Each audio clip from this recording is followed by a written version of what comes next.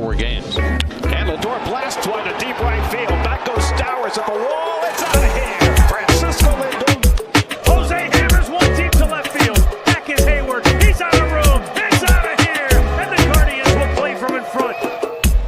Acuna to right field. And deep. And gone. Ronald Acuna Jr. with a laser.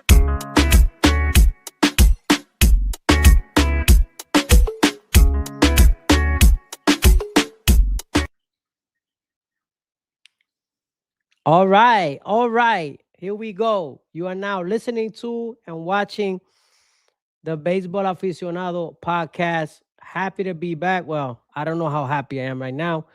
Glad to be back here with you guys once again. Happy Thursday. Well, not so happy Thursday, but here we go. Right, we're gonna get into it. We are going to get into it because I'm hot right now.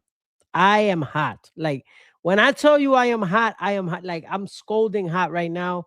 As the news came in earlier today, obviously, that Francisco Lindor, Javier Báez, and Carlos Correa will not be available for Team Puerto Rico due to insurance issues, right?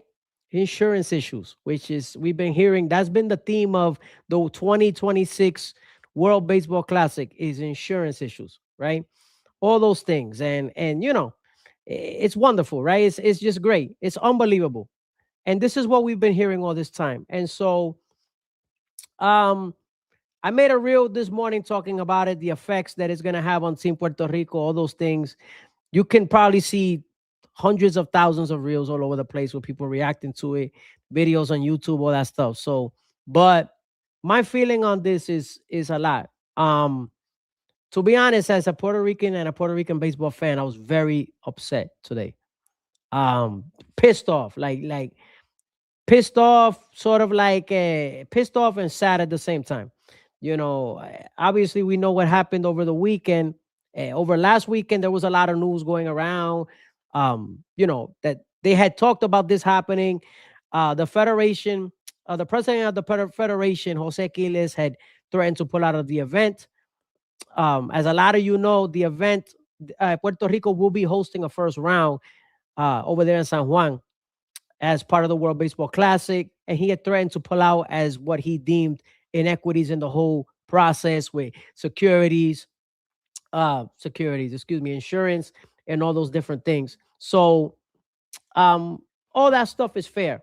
But there's not been any team of this upcoming World Baseball Classic that has been more hurt by the insurance situation than Puerto Rico. None. And if there was any group of players who could not afford to lose 3 of their better players, it was Team Puerto Rico. That was the one.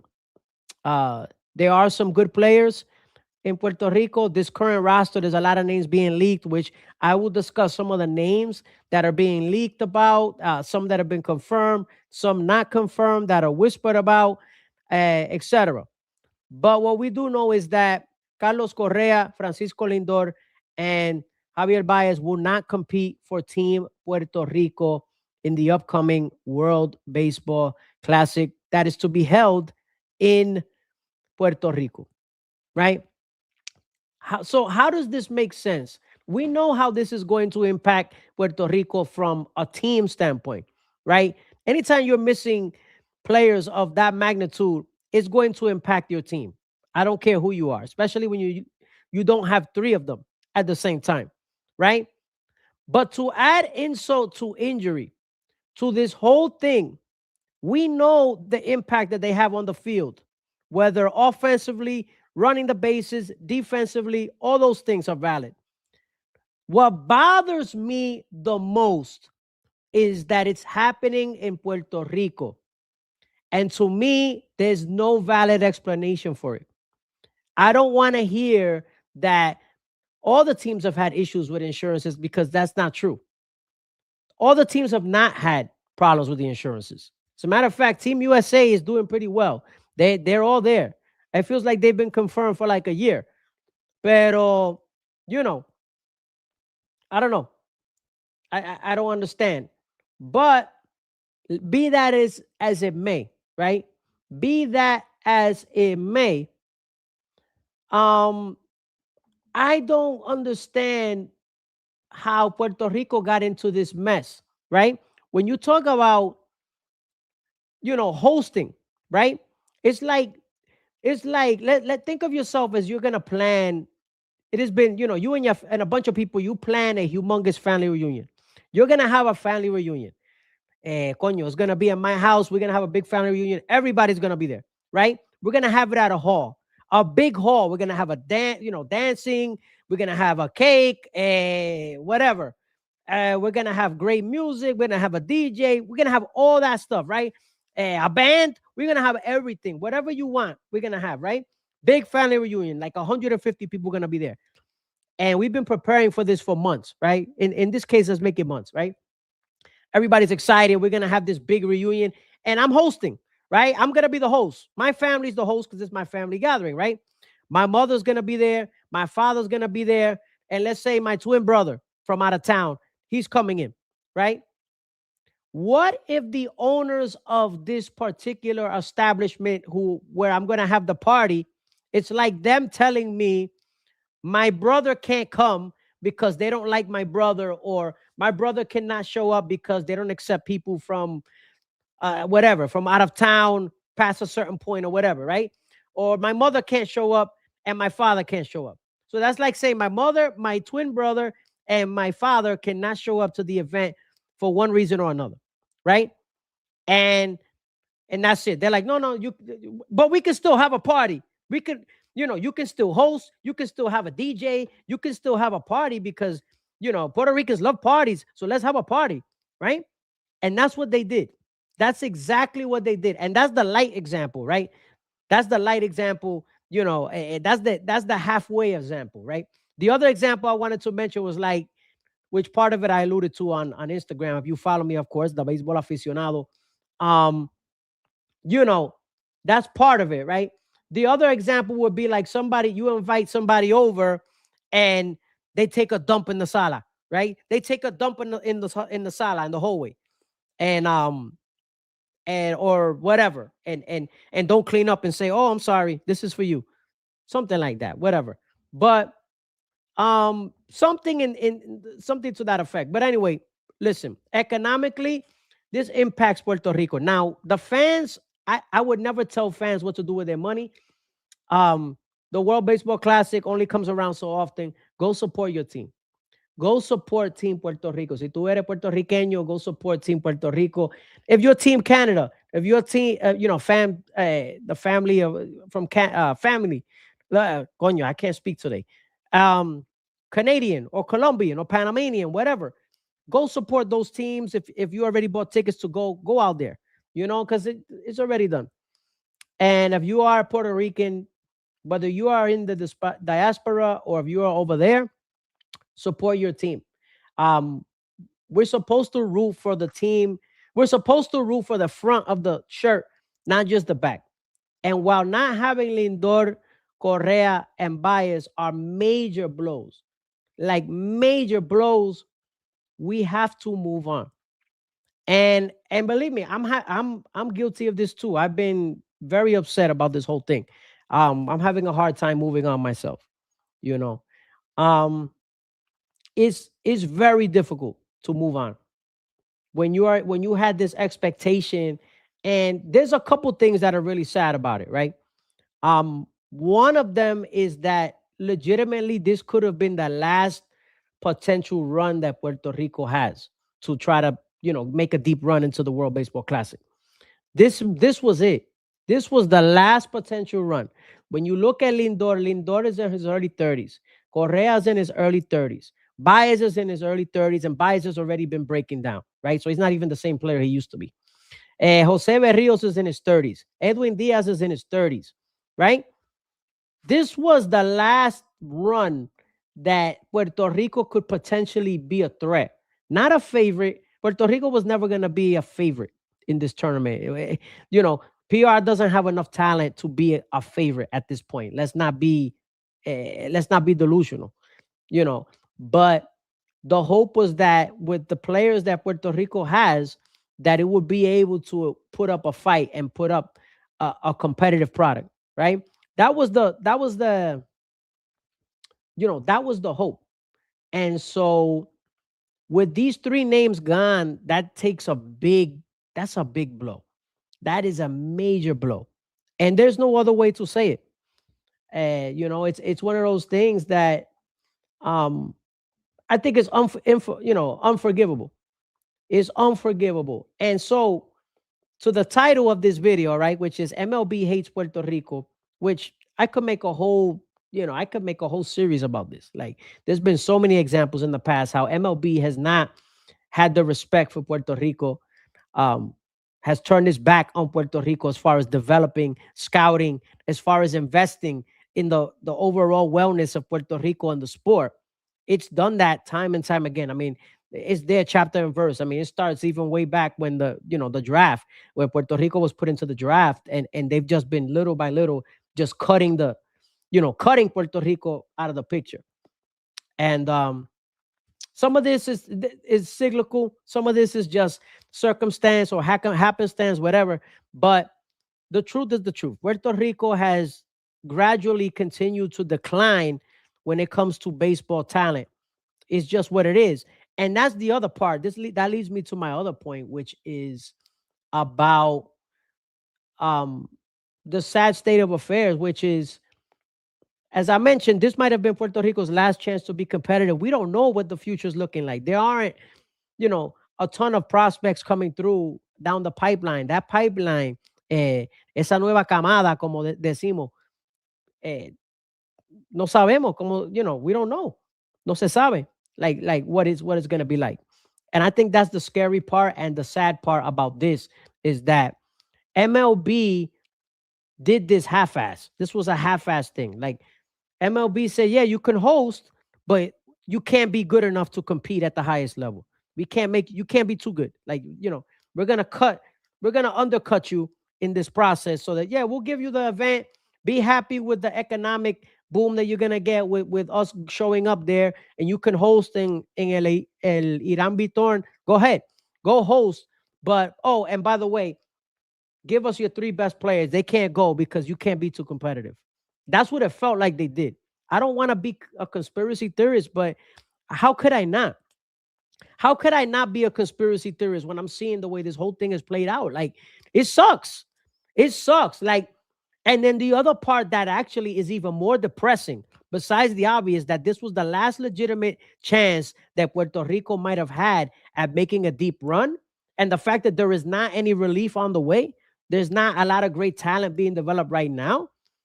The other part that is really depressing about this whole thing is, is the next classic in 2020. What is it? 2030. That classic is going to be, I'm telling, the way Puerto Rico is going right now, it ain't going to be pretty. That classic is going to look like a Serie de Caribe roster. It's not. Puerto Rico has to produce more talent.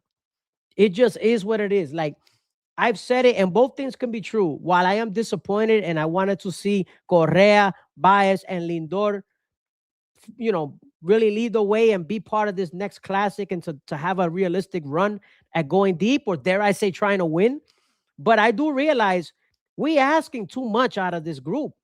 Like, mi gente, 2017 was the time when this team came together, this particular group of Lindor, Báez, Correa, Edwin Diaz, and Jose Berrios, etc. Like, Seth Lugo pitched in that classic. He's going to be in this one. Like, how many years have passed since 2017? We're looking at 9 years. Like, this is, and Puerto Rico has not produced new stars since then. So let's be fair. While this sucks, and while I am not happy, and most Puerto Rican baseball fans are certainly depressed as hell and not happy, but another reality is that this is the end of an era. There's no other way to put it. This was an end of an era. Like, this is an end of an era, and the future looks bleak. And I think, to me, that's part of what hurts the most as a fan, right? Como boricua, como puertorriqueño, como fanático de béisbol, eso es lo que duele, bro. Like, to me, what hurts me the most as a fan is that 2017 run that we loved so much and where we just fell short. I understand we didn't win it. We didn't win it. That was the classic for Puerto Rico to win against USA, where they dominated, Marcus Stroman in the final. That was the one to win. 2013, when PR went to the final, let's be honest, that was a fluke. 2013, we get credit for it, and they went on a run, but Puerto Rico was not winning with that team that they had. That was very fluky, you know. But the 2017 run was special. 2017 was the year that Puerto Rico had to win the Classic. That was the year. And I always say, like, when you get a chance, right? When you're at that chance, when you're at the mountaintop and you have a chance to do something special, right? This applies in any sport.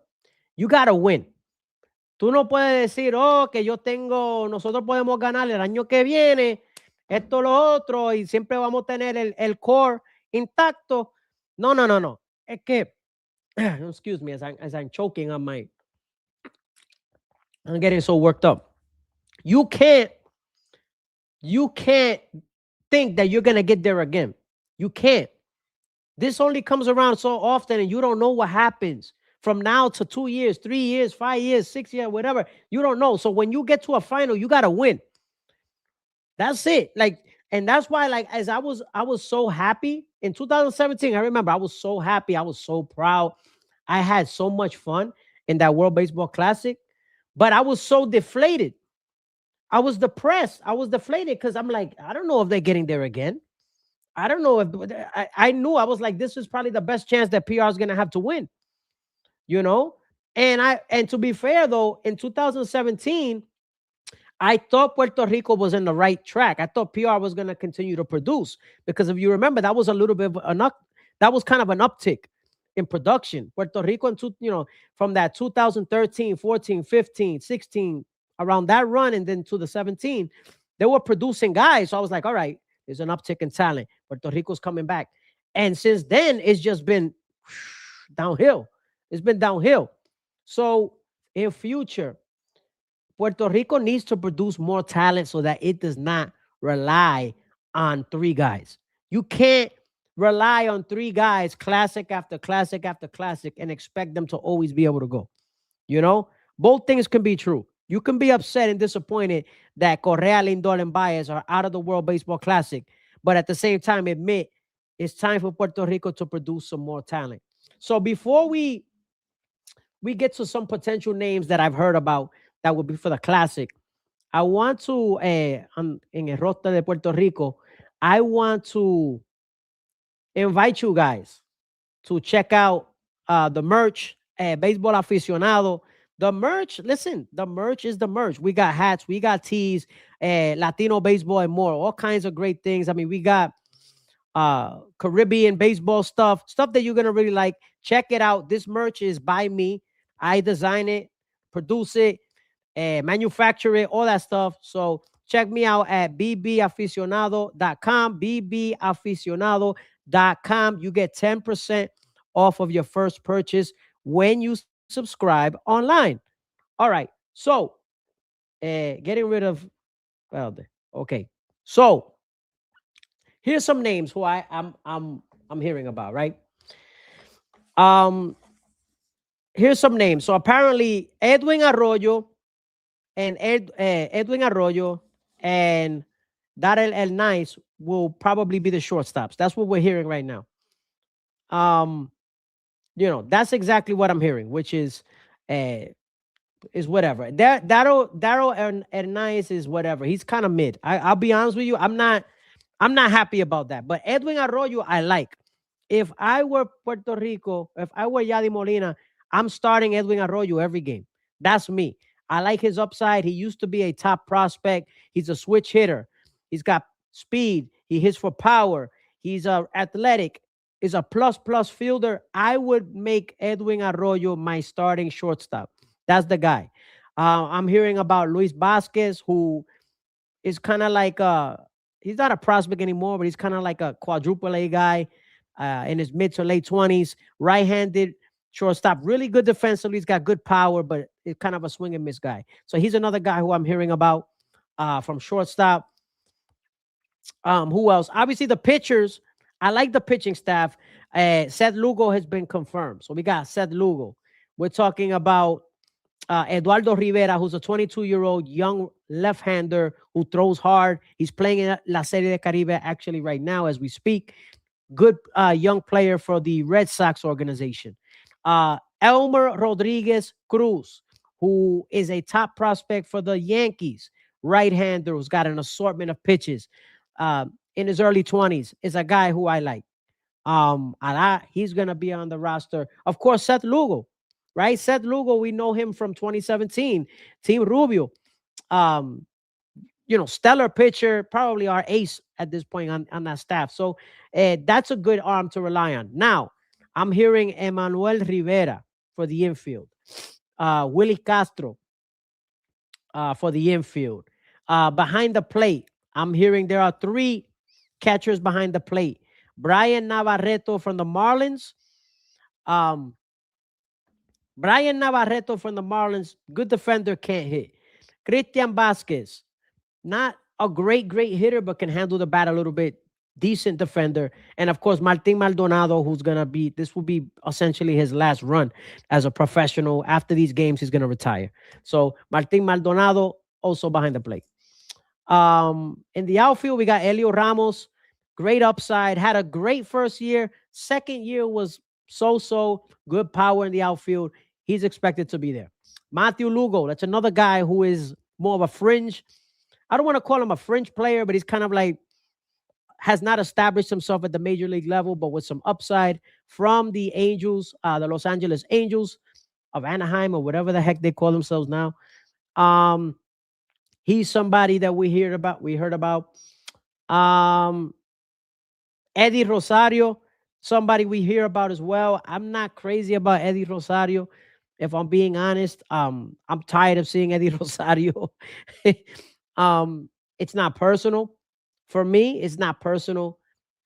It's one of those things that I'd rather have younger guys in there than him. He's just not, he don't have the same, he don't have the same type of, he's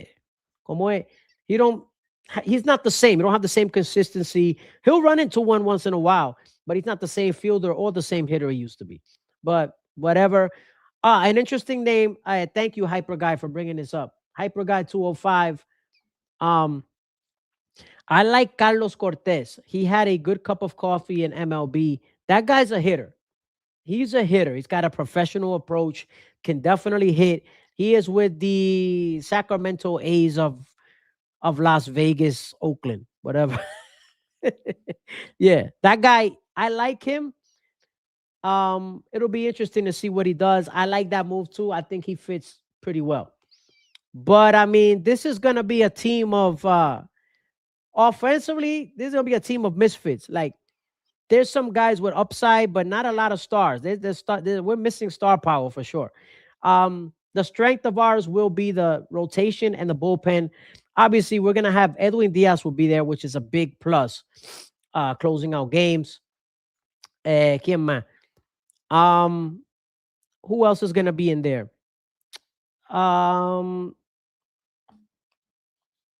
What is it? We said Edwin Diaz, right? Fernando Cruz will be there.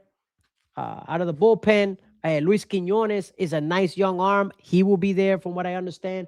And there's gonna be others too that will be there. I'm not breaking down the whole thing. I plan, once the rosters all become official, you guys who follow me on Instagram, once the rosters become official, I will publicize the official rosters of the Latino teams, because obviously the Baseball Aficionado is a Latino platform. So I will publish the full 30-man rosters of all of the Latino selections as they become available. That's the plan. So what's going on from here? What does Puerto Rico do from here? a lot of people talked about they should boycott, right? People say, oh, you know what? You see, we should just boycott. At this point, you are too far gone to boycott. It just doesn't make sense. The classic is just a month away.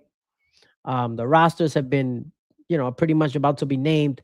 It doesn't make sense to boycott at this point. It's one of those things that it sucks. It's one of those things that I wish was avoidable. Um, do I feel like there's a double standard here with certain Latino teams, especially Puerto Rico? Yes, I do. Um, MLB has not been kind to Puerto Rico in recent time. As I mentioned earlier, the lack of investment in Puerto Rico in to help develop these players. Puerto Rico has private academies, but those are high schools. They're not funded by MLB. MLB makes occasional contributions here and there, but it's not anything substantial. And so it's gonna be rough, and if we think it's rough now, if Puerto Rico does not produce some more elite talent, the next classic is gonna be worse than this one. So that's kind of like that's the double whammy. That's the part that really sucks about this whole thing. It's like it could be worse, and it will be worse if the talent level doesn't pick up. There's a lot of things that need to be done. Puerto Rico does a good job over there as far as like developing the youth players, the tournaments, softball. PR always competes in these events, some of the amateur tournaments, but Puerto Rico has not been able to adjust to the modern development of players. Like Puerto Rico has not been able to get to that next level now where it can take those young players and turn them into stars. They have not been able to do that. So PR needs to figure something out in their um development process of these young players in helping them to get to that next level, of to get them ready, get them from that process from amateur to professional, to develop them in a way that they can become stars. And somewhere along the line, Puerto Rico has lost some of that. The talent pool has shrunken. The draft has been cut in half. That's another factor. So there's a lot of things at play, but you can't make excuses. Things are hard, things are tough. Puerto Rico's got to compete against the Americans in the draft. It is what it is. It's been that way since the early, 1990. And so it's not going to change. So, hay que hacer los ajustes. It is what it is. So, but let me know, guys, what do you think? Is Puerto Rico being punished in this World Baseball Classic? Like, is this been unfair? How certain selections have not been hurt by this whole situation and this process, but Puerto Rico has their three best players pretty much yanked from them. And I mean, what do you guys think? Definitely, I love the interaction. Reach out. The Baseball Aficionado on Instagram, the Baseball Aficionado TikTok, the Baseball Aficionado Facebook, for whoever likes to go to Facebook. ¿Qué más? Of course, the Baseball Aficionado YouTube and all that good stuff. So that's it. That's all I got. And of course, as always, live life as if you're in a 3-2 count. Until next time.